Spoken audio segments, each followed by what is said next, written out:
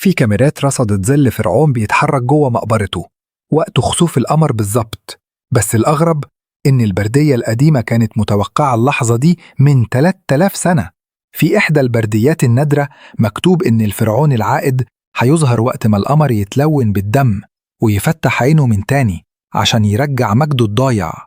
وفي 2019 وقت خسوف القمر الكلي فعلا، كاميرات المراقبة اللي في موقع مقبرة قديمة في سقارة رصدت حاجة غريبة جدا: ظل إنسان بيتحرك جوه غرفة الدفن رغم إنها مقفولة من آلاف السنين.